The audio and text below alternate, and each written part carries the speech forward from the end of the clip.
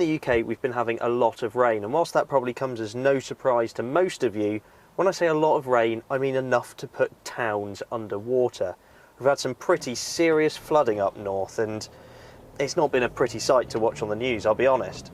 However, it's in such conditions that a big SUV starts to make sense. You see plenty of them pottering around town and things, but it's anything with all-wheel drive that's really going to help you in such scenarios.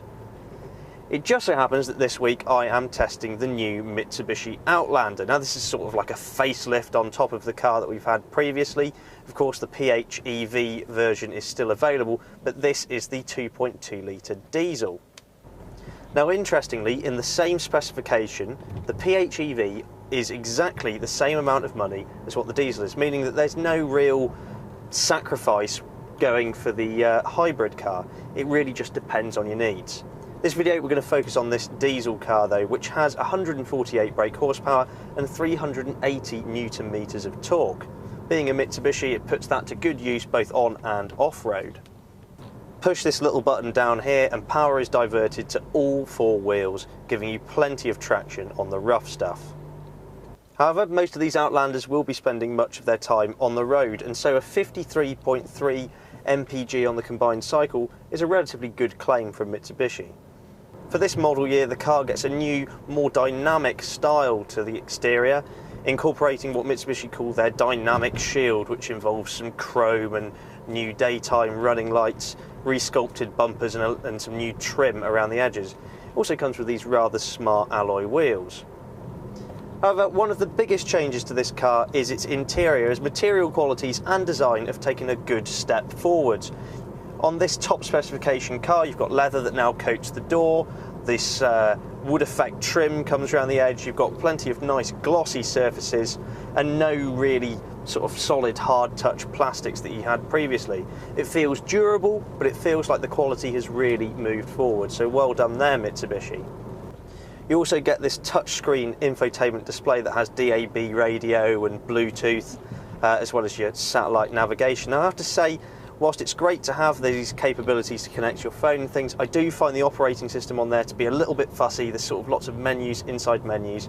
You get used to it, but as a new user I wouldn't say it's the most user-friendly system going. Moving into the second row, there is plenty of head and legroom, meaning that occupants shouldn't be crying, "Are we nearly there yet?" on long trips.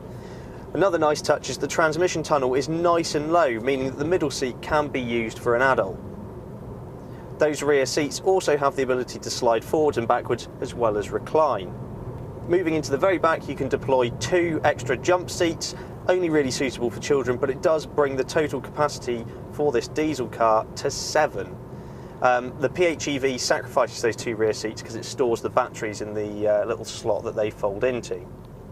There's 591 litres of luggage space at your disposal, and all of those seats in the back can be folded completely flat if you need to lug something big and bulky. There's also a nice little cubby actually at the edge of the boot, which means you can store valuables in there without them being seen. Out on the road, this Mitsubishi Outlander is not the most dynamic machine in its class, but it does an admirable job. Steering's nice and light around town, and I have to say the turning circle for a vehicle of this size, it is very good. Also on this model, reversing camera makes things nice and easy. That said, the rear window's of a decent size, so parking the car isn't very difficult either, especially thanks to these large wing mirrors. Thanks to the increased soundproofing in the car and some thicker glass, the rumble of the diesel engine is kept at bay, along with wind noise only really making itself known at higher speeds. The ride can be a little bit firm on bumpy surfaces, and there is some body roll going around sweeping corners, but that said, it's not the worst in its class by a long shot. Our test car is fitted with a 6-speed manual transmission, and the shift motion's nice and positive. It's a pretty good gearbox actually, a good selection of ratios to it for all conditions. You can have a diesel Mitsubishi Outlander in GX2 trim for £24,799, making it competitive with the competition. The Mitsubishi Outlander is one of those family cars you really feel that you can depend upon. The Japanese build quality should put your mind at ease in terms of reliability. There's 7 seats for all of the family, there's plenty of space for those large shopping trips, but also it has that off-roading ruggedness for whenever you need it. This new refreshed Outlander adds sharp looks and more refinement over its predecessor. It's definitely worth a look. Thanks very much for watching, and let us know what you think in the comments below. Please subscribe for more on the latest and greatest cars to hit the road. For all of the latest automotive news, written reviews and coverage from motor shows, go to www.insidelane.co.uk.